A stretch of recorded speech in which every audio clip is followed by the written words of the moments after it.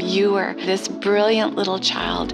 As we enter into adulthood, what was brilliant in childhood can actually get in the way of you living the life you want to live. Hello, friends. I'm Nancy Houston. I want to help you live a better life.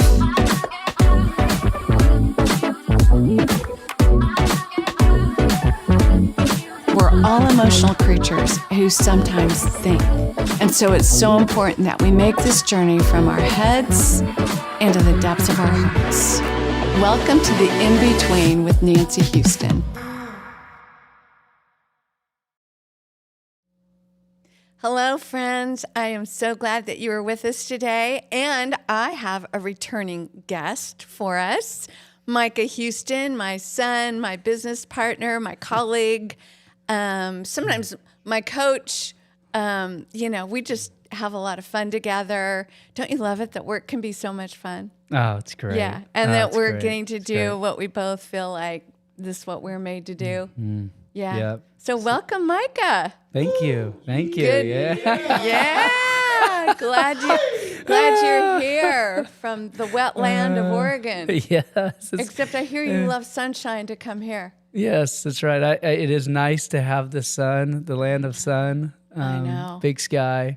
It's so starting it's good. to poke it's good through to, right now. Hopefully we're going to get some sun for you today. Yeah, get to dry out. Yeah, right.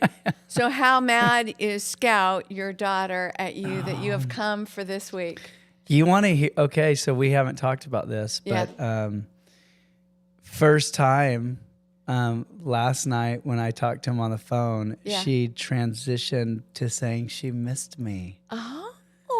She was not giving me the cold shoulder. Oh. Nice. So I'm hopeful that upon return that she will let me in. Oh, and not reject me. Isn't that, I respect both. You make room for both. That's right. Her protesting. But I was really excited. Last night she was saying, "Dad, I love you.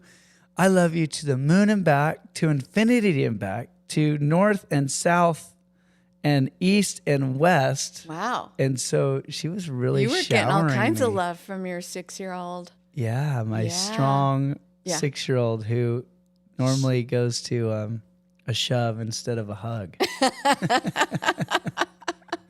I love that. I love that. So we're live today. It's good. Yeah. Yeah. Hector, Derek, Julie are here with us, and we are live, and we're just going to have some fun today. So welcome, friends, and all the people out there that we love.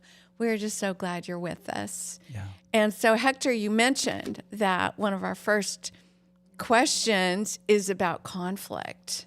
Oh. So conflict, conflict is hard for most people unless you're an Enneagram 8.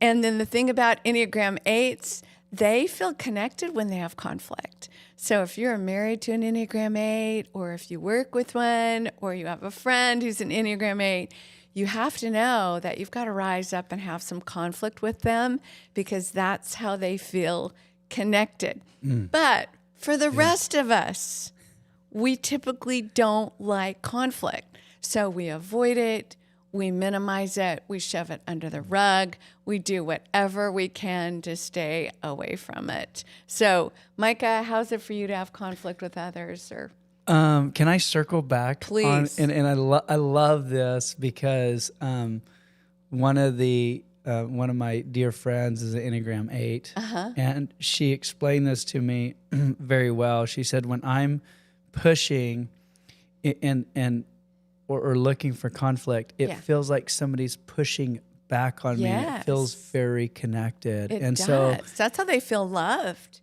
Is if, will you rise up and push against me, and then I can feel you, and then I feel connected and bonded and attached and loved. It's when they need to have conflict and the rest of us wilt. Then they feel very alone and misunderstood. So I love my 8 friends, but I've had to learn. I've had to learn to rise up and go ahead and have conflict with them so that they do feel connected to me. Yeah. And that's now she's a healthy. I mean, I don't love using that word healthy because are any of us fully healthy? She's No, what we but- say on. She's what we say on the Enneagram. She's on the higher side of 8. Oh, You yes. know, we all have our Yes. types, and sometimes we can go the high side or the healthier side of our type, and sometimes we go to the low side. And we all do it. So everybody's normal. It's just we want to become more aware of how can I be on the higher side of myself, you know? Yeah, it's Yeah. good. Yeah, very emotionally present with self Yeah. and emotionally present with others, Yeah. and instead of this explosive, right? I'm sure Right. people experience that side Yes. of people that like conflict, Yeah. this explosive Well, side. Enneagram 8s can feel intimidating. Yeah, You know, it can feel like they walk in the room and you feel them and you feel their power. And sometimes they have to learn how to kind of back off of that a little bit and soften up a bit. You're an Enneagram 9, and so you're Mr. Harmony. yeah, love some harmony. I know. Love So some harmony. how is, when you are a 9, Yeah. you know, how is conflict for you? And You know, I think, I think in that harmony, there's definitely some deep rooted pleasing, you know, and there's well, you some come by that deep- honestly because I am your mother, and you know, pleasing used to be my number one saboteur. It's not anymore, but boy, Oh, that's good. it was a big one. Yeah. Yeah. Yeah. So I think pleasing people, and avoiding are kind of my two things that I'm pretty good at. Like, you know, like, people talk about sweeping things under the rug. I think that's just some of my nature. you Yeah, know what I mean? sure. As it is for most 9s. Yeah. Yeah. Yeah. So I think that's I laugh because, you know, I think seeing our own hard sides or what people would say bad sides, I think is good because So healthy. You can kind of learn how to have some self-forgiveness and Yeah. have some compassion for Yeah. others and Yeah. have some compassion for yourself, which I think is That's right. a journey that we're all on all the time. Yeah. Yeah. Well, I think for me to become more comfortable with conflict required me to look at why it terrified me so badly. And, you know, I grew up in a home where there was a lot of rage. And I didn't get to ever see healthy conflict or how, like, a husband and wife resolve conflict or parents with children. There was just a lot of scary rage when there was conflict. Yeah. And so I could honestly feel like my body respond if there needed to be conflict or if there was, like, I could feel terrified of it. Yeah. And so, yeah, I had to learn how to take that little girl in my lap and say, hey, honey, you know, it's okay. Conflict doesn't have to be about violence. It doesn't need to be about rage. It doesn't need to be about anger. Like, you can have conflict without those 3 things. And conflict is just actually an amazing opportunity to have some hard conversations that have most likely been really needing to have. Yeah. So when I started shifting, like, okay, it doesn't have to be scary or bad or horrible. And I think for a lot of us, you know, when we grow up in homes where conflict is scary and bad, man, we want to avoid it. And we learn how to please others. So if we have something hard we need to say or address, it can feel terrifying, right? That's how it was for me. Yeah. So I think some things I've learned that have really helped me, and you'll probably have things you can add that have helped you, because all of us are kind of different. Yeah. But just to be able to say to a person like, hey, I'm for you, and I love you, and I love our relationship. To start out with something that is really true. Yeah. Like, even with, you know, like with my husband, I'm like, honey, I love you. You're the man I love. You're the man I want to be with. And we need to talk about this because this isn't working. Yeah. Right? Yeah. And so learning how to do that and then seeing that, oh my gosh, working through conflict's very possible and needed. And then how much better we are because we've had the hard conversation. Yeah. Yeah, that's good. So I think to stop being terrified of conflict and see it as this is really a positive, and this is going to help this relationship grow, and we're going to see where it's going to be able to go. Yeah. So, Yeah, to that's start good. with, I am for you. That's And good. number 2, then to just learn how to turn your complaints into requests. I think that is life-changing. Yeah. To say, instead of me saying to Ron, like, why are you always late? That's a complaint. Instead, to say, man, it means the world to me when I've asked you if you could be home at 5 because we've got to go somewhere, and then you come home at 5. I cannot tell you how good that feels. I feel heard. I feel respected. I just feel happy that you made the effort to show up at 5 o'clock. So man, it takes it from being kind of like an attack. And whenever we attack somebody by saying something like, you're never home on time, then that person instantly rises up and feels like they've got to defend themselves. And so then we get it, attack, defense. Then we throw in some criticism and complaining, and then it's no wonder it goes sideways. But if we can just remember, like, let's turn our requests, our complaints into requests. Yeah. I think that's the biggest thing we can do. Yeah. It's good. How about That's for you? really good. You work That's with clients really good. that are afraid of conflict. How Man. do you coach them through that? Well, I kind of want to, I like that question. I'm going to go to that question second. Is that okay? Go for it. I like what you said about for you. Yeah, I'm for you. Yeah. I think so many times that goes to emotional self-awareness for me. Yeah. Because so many times we are so fixed on that other person and we're so fixed on the problem, Yeah. we forget how we are showing up. Yeah, we totally do. And we're unaware of our own emotional energy. That's why I always say it's not what's taught, it's what's caught. Yeah. Because, like as a kid, my kids probably aren't catching what the problem is or what I'm so fixated on. They're noticing where I'm at emotionally, and it's that energy. Yeah, that's good. And so if you true. can be aware of where you are at, Yeah. and then instead of be so grounded in fear that, oh my goodness, this problem is going to ruin me, we're going to ruin our finances, we're going to ruin this company, we're going to ruin our jobs, you kind of can get grounded in love and say, oh man, what do I love about this relationship? What do I love about... That just shifts everything, doesn't it? When we come at something from love versus coming from something from fear. Yeah. If we're afraid, our anxiety amps, and anxiety is contagious, as is fear. So then we are just sending out all this fear and anxiety, and the other person's picking up on that. So they amp up, and then it's no wonder we go sideways with each other. Yeah. Where if we can come in to it with calm and love and I'm for you. I mean, sometimes I'll just remind myself of that when Ron and I are having conflict, to just say, okay, end of the day, he's the man I love. And then I'll just feel that shift inside of my mind, my body. Then I relax. And then it's amazing how that'll shift everything. Yeah. Yeah.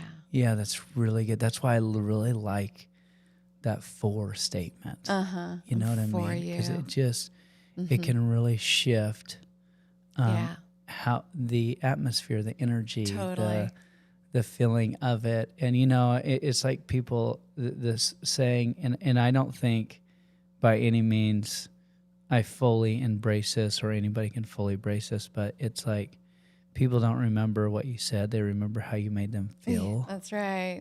That's right. Right. And that's that whole thing right there. Is like, Right how did we feel? And in a world where our logic and our rational brains rule everything, that's a shift to go, man, where am I at with my own emotions? Where am I at with my own energy? And how can I stay where I want to stay and be in this Yes. conversation and this conflict. And I think that just changes things and allows for just amazing problem solving and amazing conflict resolution. I think you're right. It's like that emotion meeting emotion. You know, when we're so logical, we can constantly go back to facts, reason, and logic. Yeah. And really what people are yearning for is an emotional connection. How can I connect with you emotionally so I feel attached to you? Mm-hmm. And we just keep giving them facts, reason, and logic. Well, let me tell you why I did this, or I did not do that, or I did not do. And we just kind of, honestly, it ends up just we argue back. Yeah. Instead of like, oh, this person, I had a couple yesterday, and they were trying to resolve something. I'm like, hey, I don't think the problem you're trying to resolve is the problem. Oh, right. That is so good. That's so good. I mean, yes, I know you guys do all this stuff together. I know you have decisions to make. I'm not minimizing that. Yeah. I just think there's something deeper here. What are you really afraid of? Yeah. And it was so sweet because she just got honest and said, really, it comes down to a fear about attachment and abandonment. And it's like, isn't that true for most of us? We're afraid you're going to reject me. We're afraid you aren't going to like me. You're going to abandon me. You're going to leave me. We're not going to be friends anymore. Yeah. We're not going to be business partners anymore. We're not going to be together anymore. You know, and so we do all these things instead of just saying, hey, I had her turn to him and say, I'm afraid you're going to choose this over me. Yeah. And so I just asked him, man, how's that feel to hear her say that to you? And he said, wow, I feel mortified. I am obviously not communicating to her how important she is to me. Yeah. And I said, well, will you turn to each other, take each other's hands, and I want you to tell her how important she is to you. And so he did. He just looks her in the eyes. And, you know, I'm big on like eye contact. Take this in. Yeah. Put your swords back. Put your swords away. Oh, that's good. Put down your shield. Yeah. Take this in. And he just said, I love you more than anything else in this world. You're the most important person to me. I'll give up this other stuff if it's going to threaten us. Yeah. I'll walk away from it today. And so she just, you know, and at first she wanted to kind of argue back because, you know, we've all got our defense mechanism, the way we protect ourselves from hurt. And I said, well, just, can you put that sword away? She's like, yeah, okay. So I'm like, well, I just want you to take this in. You know, because he can say all this really warm, loving stuff, but if you're not taking it in, it's not going to go anywhere, and you're just going to stay defensive. Yeah. Give him all the reasons why he doesn't really love you. And so then you're actually building a wall and pushing him away. Yeah. And how many times do we just push each other away? Oh. You know. Yeah, I think right? Where really love is there. I know sometimes with your dad, my husband, you know, if he's feeling kind of amped up, I'll just put my hand on his shoulder because I guess men have a lot of nerve endings in their shoulders. And that's why it hurts so bad when they injure their shoulders. And so I just put my hand on his shoulders. Hey, baby, I'm for you. I'm with you, babe. I'm on your team. I'm on your side. We aren't enemies here. Yeah. And he'll just, and then it's like, okay, now we can talk. That's good. You know? Yeah. Yeah, it's so good.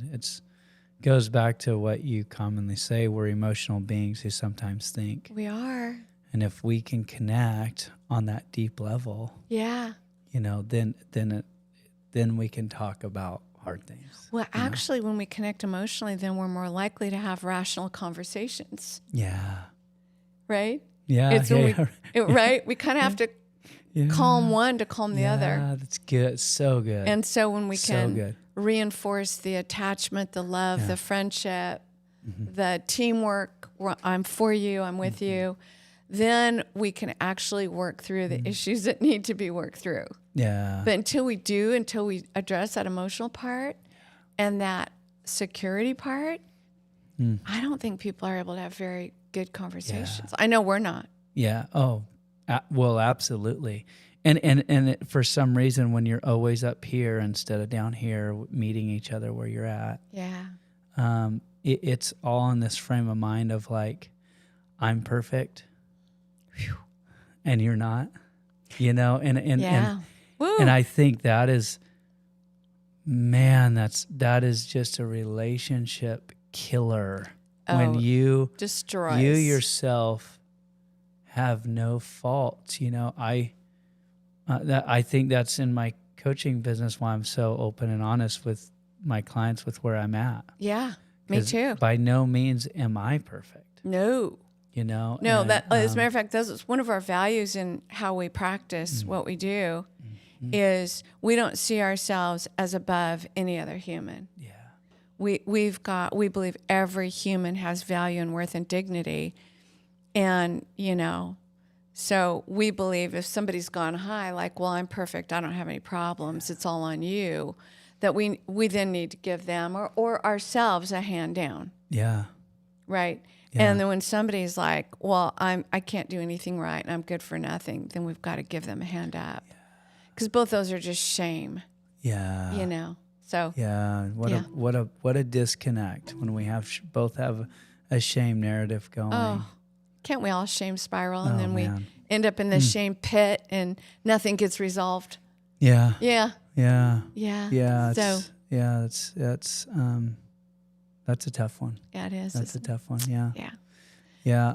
I like, I want to go back to what you said earlier, like what's important to me with my coaching practice as far as helping people with conflict. Yeah. And I think it is that idea is like, how can I get them to be in the other person's shoe? Oh, yeah.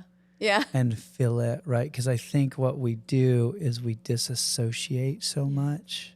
Totally. And we put up those walls. Yeah. So I'm always trying to just get them to connect on a human level. Oh, I love that. That's so good. Yesterday I had clients just switch seats. Like you be her, you be him, and how to move around. And I'm like, okay, now I'm going to talk to you like you're him. And it was so amazing because then they switched back, and I'm like, well, how was it for you to be him?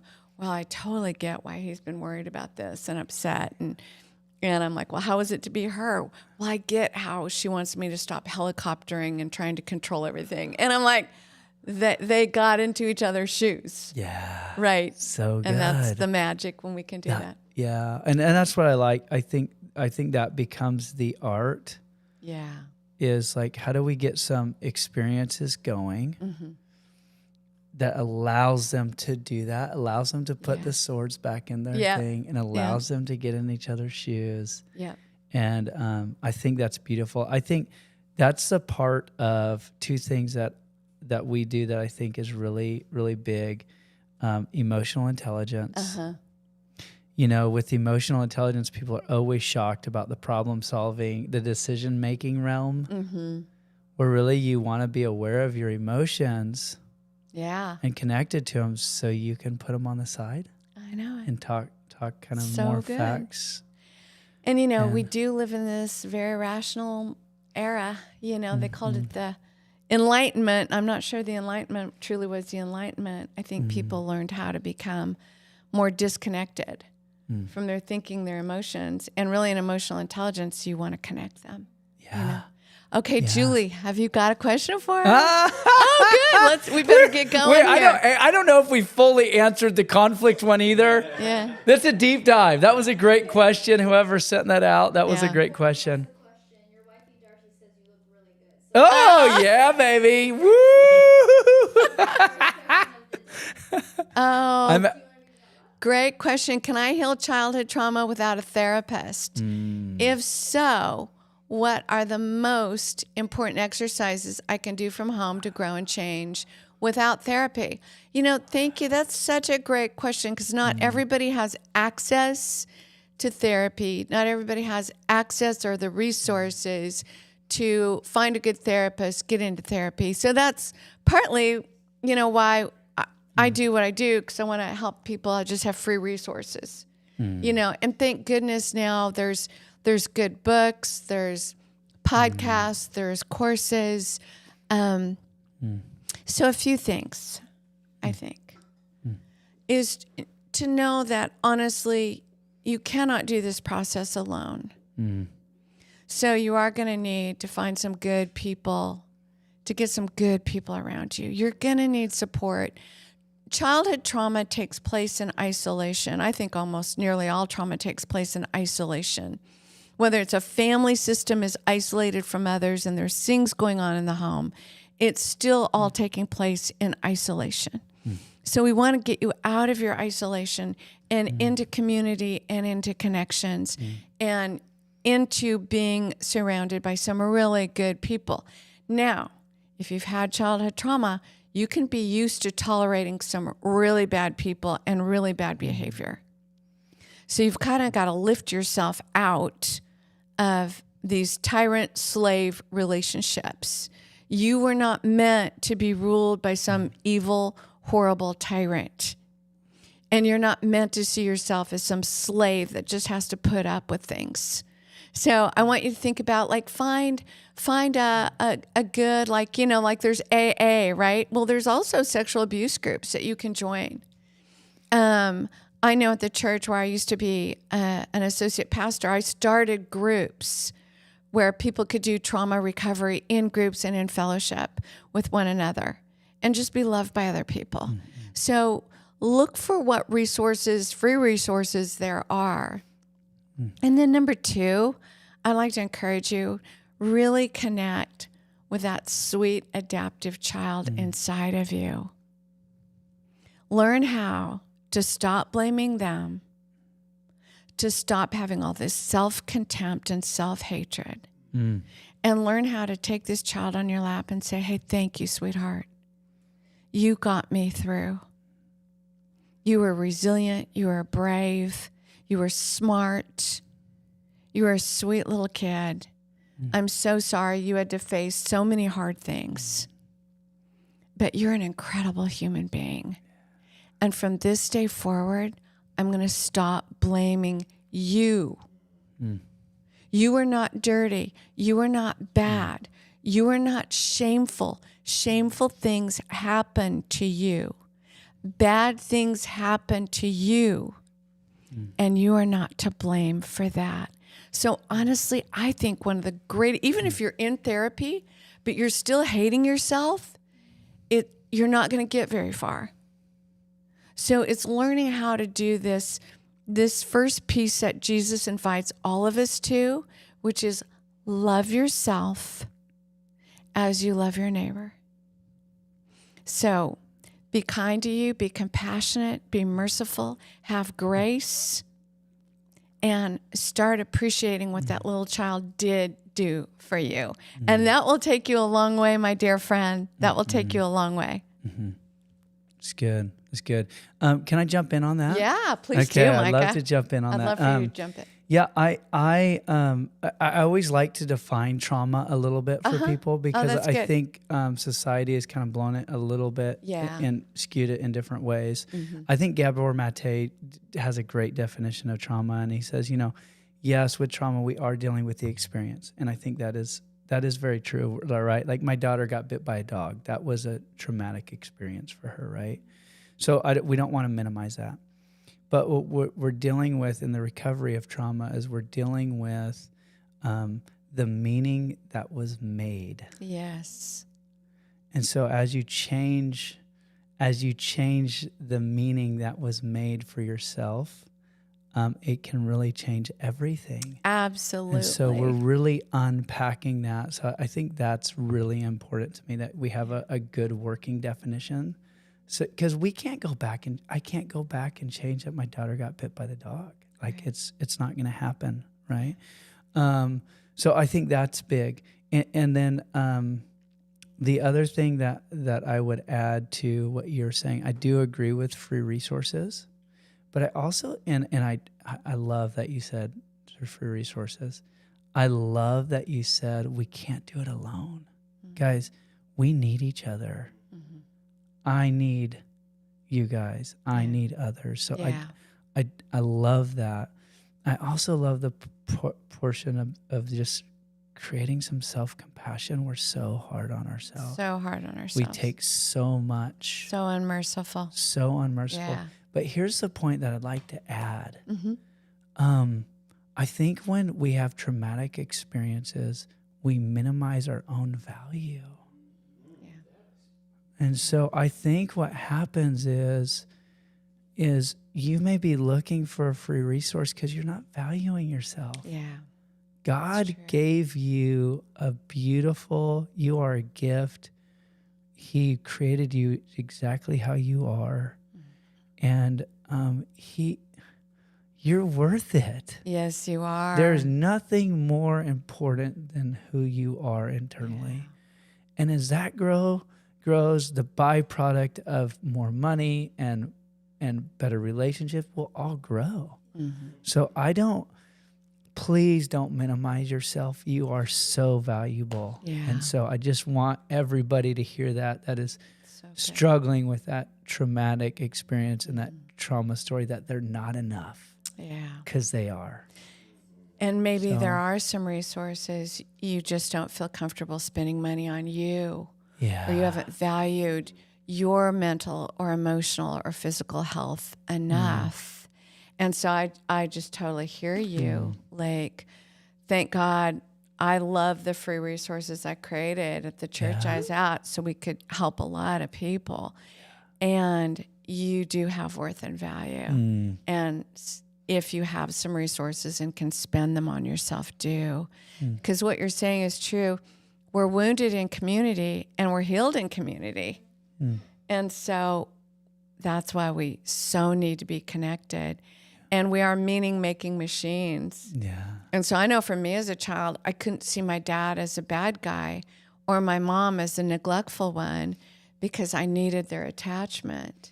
And so what children do is we turn it on ourselves. And then we grow up to be adults with all this self-loathing and self-hatred. And so then we've got to learn how to turn that story back where it belongs and tell ourselves the truth that I was not shameful or bad or something was inherently wrong with me. No, there were things inherently wrong with the system I was in. So I hope that's helpful. Thank you. Can I add another Yes, thing? you may. We're the worst, guys. And This is what experts do. We love we love to unpack. we love to unpack. Yeah. We love to explore. We love to learn more. We don't have all the answers, No. but we want to learn every Yeah. day, right? I want to just tell a story. And I think this is common about mid-30s. You start going, okay, who am I? Where Yeah. what do I want? And this story about my mom and dad, but we had just moved to Oregon and I was struggling professionally. I was struggling personally. I didn't really know where I wanted to go. And they said they would pay for half of process group weekend where I could start kind of figuring out some of this stuff. They said they'd only pay half. Yeah. And I didn't really have the money at the time to spend the other half. Greatest money I ever spent. So I have two things for viewers. Like, one, if you are blessed with finances and that's something you have, what a gift to give somebody. Yes. I also love that you made me pay because I had to decide, is this valuable for me and am I valuable enough? Yeah. Which thank goodness I did that. Yeah. And I also want to encourage people too that are considering this for the first time. And I tell most of my clients this, the first time I started unpacking some of the pain I had in my heart and that I had neglected, I felt like I was going to die. Oh, it's scary. I yeah. felt, and my group members that were there with me could probably recall better than I could, but I was just like shaking and couldn't speak. And so if you are anxious, if you are nervous, that is normal. Let's normalize this. That was my experience. It's most of my clients' experiences. Yeah. So I don't want to make you feel like you're alone. You're normal. Yeah. This is our experience. Well, and you you're know, worth it. whenever this is humankind that you're talking about, humanity, whenever we're going to say something that feels vulnerable, our brain will automatically register risk, risk, risk, followed by don't do it, don't do it, don't do it. You know, keep these secrets pushed way down and leave them there because it feels vulnerable and risky, and your brain's really registering don't do it. And that's where we have to push through and go, you know what? No, I am worth getting all this up and out so that I can live the life I'm meant to live. Yeah. So It's good. Okay, Jill. Health anxiety, and it's linked to trauma, and maybe why women are so heavily impacted. Okay, so I think they're kind of asking, you know, maybe like, do females tend to have more anxiety? Is it linked to trauma? You know, here's the thing about child development that we now know is that boys and girls typically have about the same anxiety of, you know, depression, anxiety, let's just say even bad mood, bad feelings. They're kids, right? Until puberty. And then when females get closer to puberty, their depression rates and anxiety rates tend to escalate. And then, unfortunately, what happens to females is they can turn some of those blue moods, not feeling good, onto themselves. And so they beat up on themselves about their body, how their hair looks, how they're, you know, are my thighs bigger than somebody else's? You know, they just start doing all these comparison, especially with other females, that then causes more feelings of depression and anxiety. And then they turn it on each other. And so the phenomenon of mean girls is very real. And I wish females knew this. It's all hormonally driven. And so if we could realize that females are on a hormonal 28-day cycle, and that when we're nearing the end of that cycle, we're tired, we're moodier, I remember, you know, that time of the month, looking in my closet and go, oh my gosh, who bought all these ugly clothes? You know, or looking at even at my husband, like, who would have married him? Isn't that terrible? But it's true. And he's a stud. He's a stud. And then like 3 days later, I'd be like, oh, I love this man so much. I'm like, okay, what is going on? Why is everything horrible? Well, it's because hormonally you really dip. You know, and then you start your cycle, and then, you know, then eventually you lift back up, and then you ovulate, and that's when females want to have sex, and they feel amorous, and everything's wonderful, and the skies are blue, and the person you're with, you know, everything's great. And then you get about midway through that, and then you start hormonally, you know, dipping, your estrogen lowers, things happen. So I think if we females could have way more grace for ourselves and just know that during some times of the month, you're just going to feel tireder, and that's okay. There's nothing wrong with you. It's good. You're going to feel a little moodier. That's okay. There's nothing wrong with you. Now, are there links to anxiety, depression, and trauma? For sure. And again, I think that's the point you brought up, is a lot of it is because of the meaning we've made about it. Yeah. Like, I'm a horrible person. Yeah. I deserve to be treated that way. There's something wrong with me. I'm deficient. I don't measure up. And so the things we're saying to ourselves are so negative and cause our anxiety to just amp and amp and amp. And so, again, we go back to, how are you doing loving yourself? Are you being kind? Are you being compassionate? Are you having some empathy for you today? You know? When I used to feel even tired or moody, I'd think, what is wrong? I'd start with, what is wrong with me? It was just so judgmental. Yes. And now I go, there's nothing wrong with you. You're tired today. It's okay. You're fine. You feel like curling up in a ball with a blanket and a cup of tea and reading a book. Why don't you do that? Wow. I've just learned to be way kinder. So please be kind to yourself.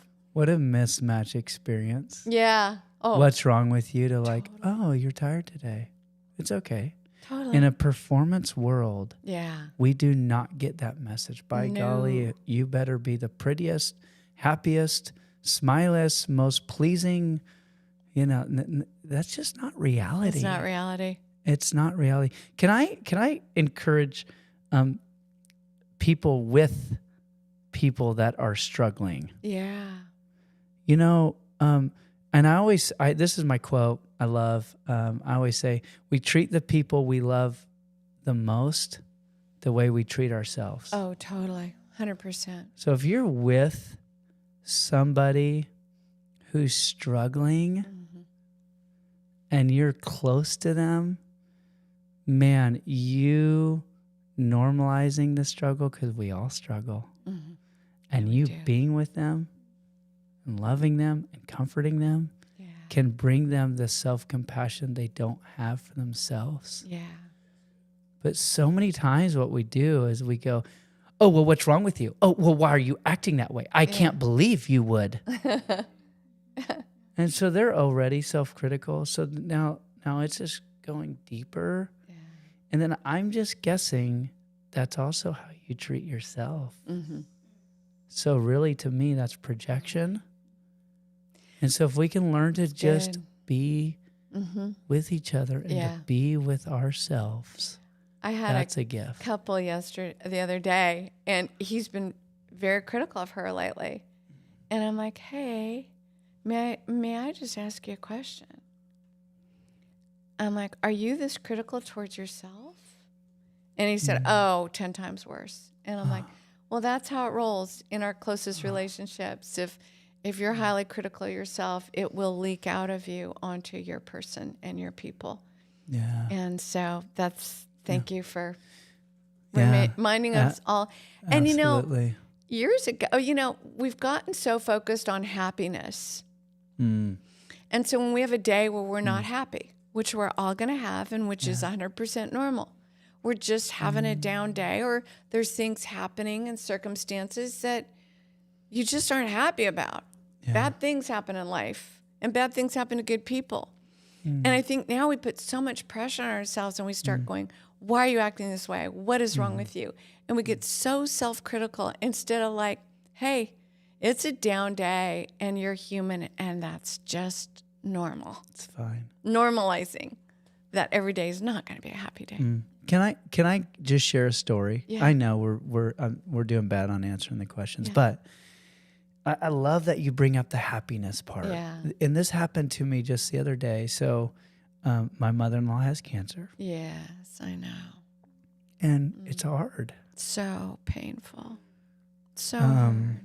And one of my buddies at dinner just opened up the question of like, how are you doing? Yeah. And he let me just cry. Good. And you know what? Yeah. That made me happy. Because I felt, thank you, I felt connected to and loved in my pain, because he allowed just space for me to do that. That's so good. And so I love the happiness part. That actually made me happy because I felt comforted in my pain. Yeah. So, so many times we're like, oh, sadness is bad. Oh, no. Loneliness is bad. All these things are bad. It's just a feeling we're experiencing and what we're experiencing. So to honor that can actually bring happiness. It's so true. We seek superficial happiness when we aren't pausing to grieve the disappointments, the hurts, the sadnesses. Life is full of grief. I wish we could take a hold of, and it took me years to do this, like Jesus promised us, you will have sorrows. He was a man of sorrow and a man acquainted with grief. And then I think there's something else really important that he wants us to integrate into our lives. And he says he comforts those who mourn.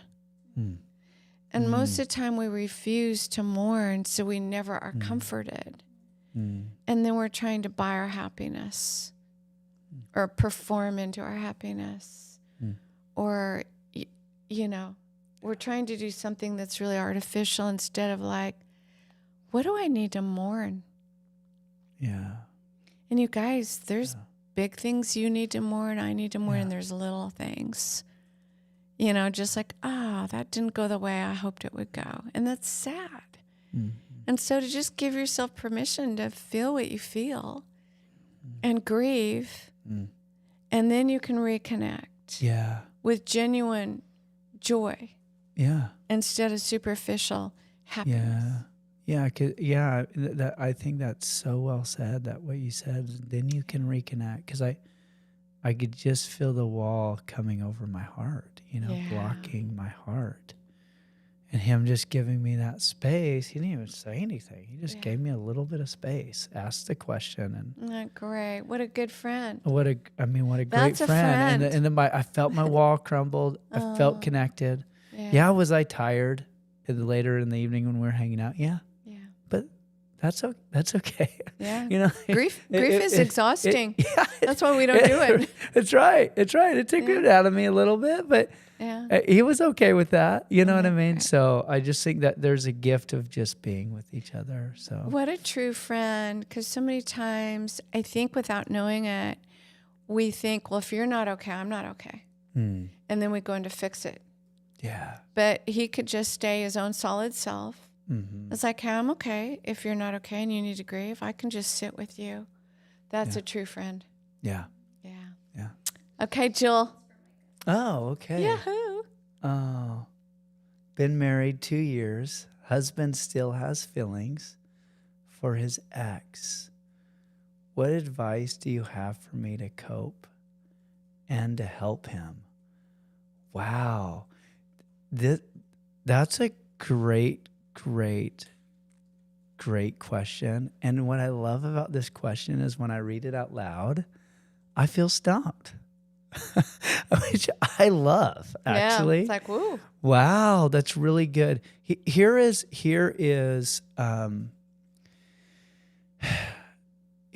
my advice. Okay, if I was, my first piece of advice is to embrace the messy. Man, I love that question, because isn't life complicated? Yes, sir. Aren't our emotions complicated? Aren't our feelings complicated? Aren't our thoughts complicated? Aren't our experiences complicated? We've done such a great job in a performance society to minimize things to 3 points. And this is not a 3-pointer. No, it's not. I mean, talk about learning how to understand your own bad sides and forgive yourself. Start understanding your spouse's bad sides and start learning how to forgive him. Wouldn't it be cool if we were just comfortable enough in our own skin to say, hey, tell me, what did you love about your relationship with her? Gosh. Let's talk about it.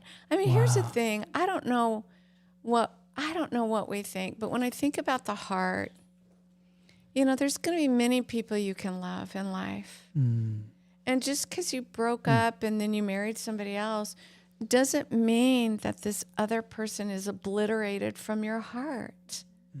They had a place in your heart. And yet I think we can think that, oh no, now I own your whole heart. And I'm like, it's like... Is that reality? Yeah, no, it's not. Right. Like if something ever happened to your dad, like I've loved him for 50 years, and then what if I'm a widow and 5 years later I meet somebody else? It will never, ever, ever, ever remove the space that, your dad, my husband's had in my heart for 50 years. He's integrated into me, body, soul, spirit, and that'll never change. Yeah. It doesn't mean I can't love somebody else. Right? I just think we've had this limited view of love. Yeah. And you know, I really admire this woman for asking this question. It shows me something about her. Wow. Like, hey, you're a cool woman. Yeah. Like, you are able to hold these two things together. And because you are, I think you're the kind of person that could say, well, tell me, what did you love about that relationship? That's good. And then what do you love about ours? And, Yeah. you know, what is there something you want to integrate into our love for each other?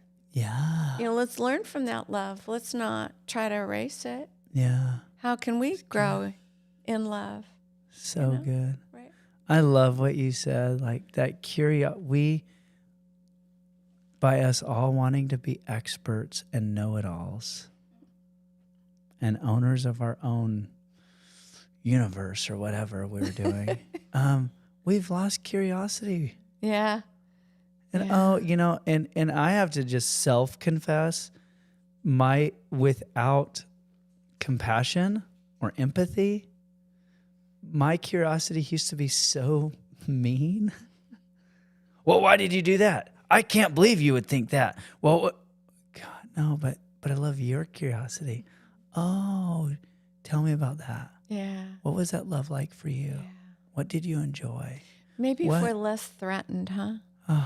You know? We're protecting, like Oh we're my our own. gosh. Like, hey, your love for her doesn't threaten me or our love. I can hold both. I'm mature. I can hold both of those. You know, right? It's good. It's good. I don't own you. No. And I don't, yeah. No. So, but that's all we get is control, power. Well, we make That's it the either message. or, Yeah. which is what our adaptive child does. It's black, white, good, bad, right, wrong. You either love me or you love her. What's it going to be, buddy? You're either in or you're out, sucker. Right? That's good. Oh, I only laugh because that's me. I've done it. I'm like, oh, I've done that one a few hundred times. Oh, that's so good. You know, there's been a few times that Ron and I have this.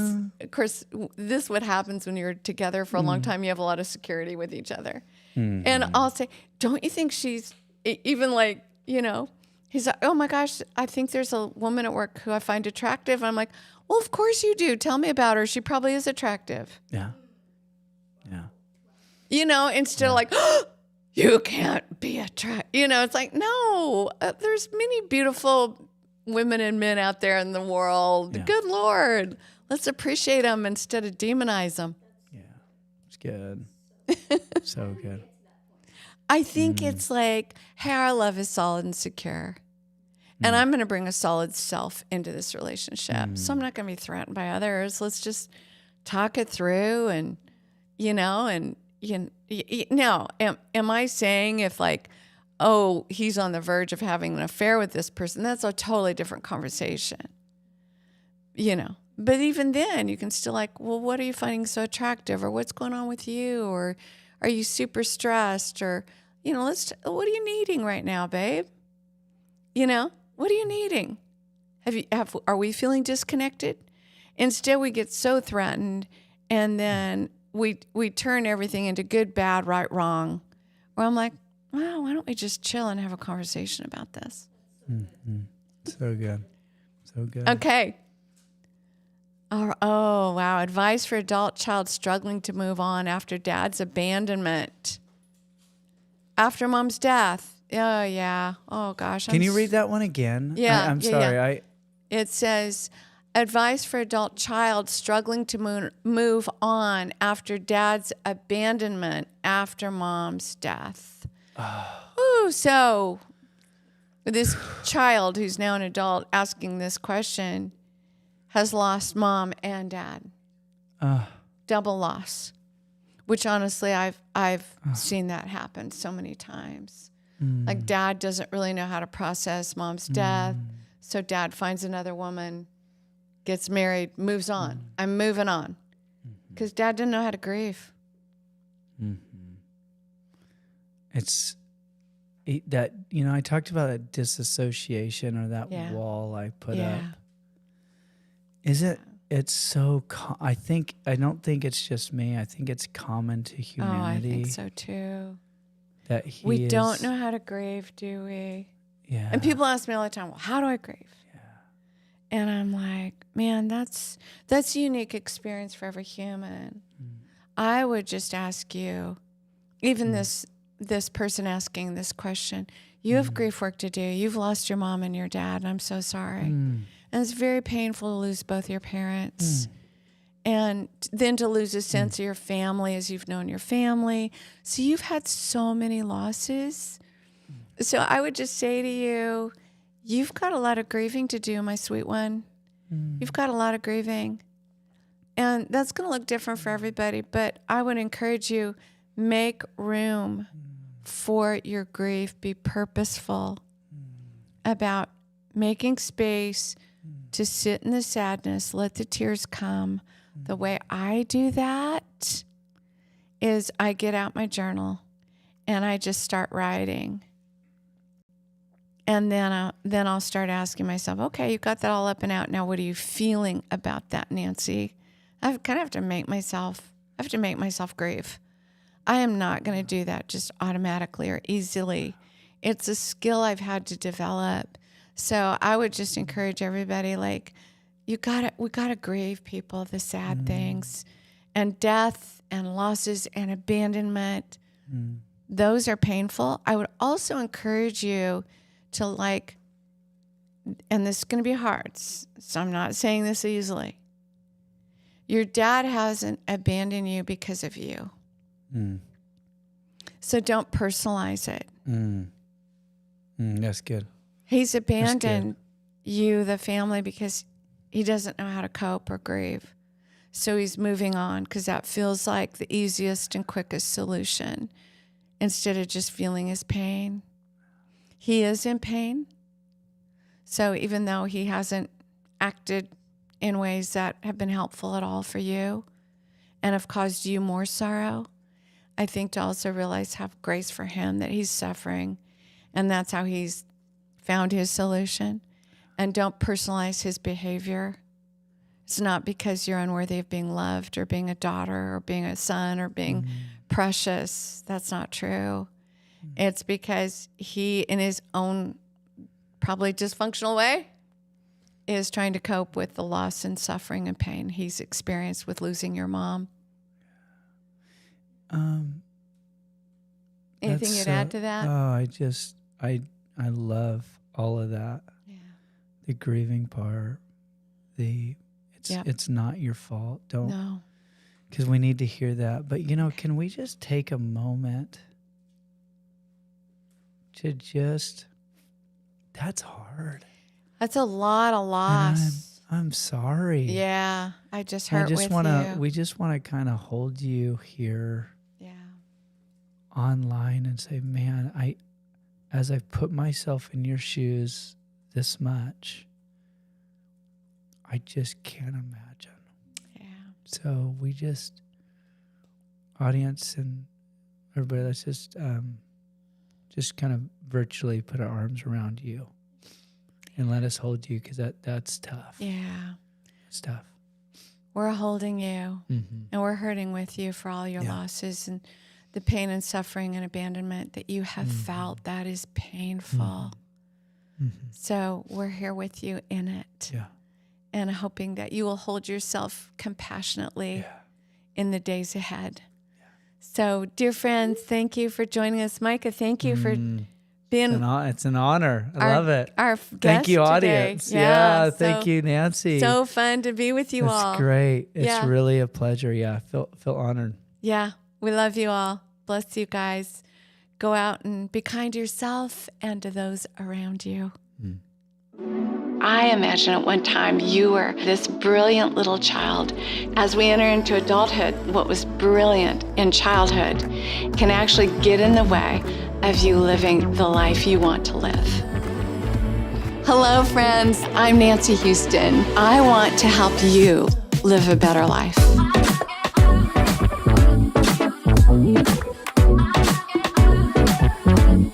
We're all all emotional creatures who sometimes think. And so it's so important that we make this journey from our heads into the depths of our hearts. Welcome to the In-Between with Nancy Houston.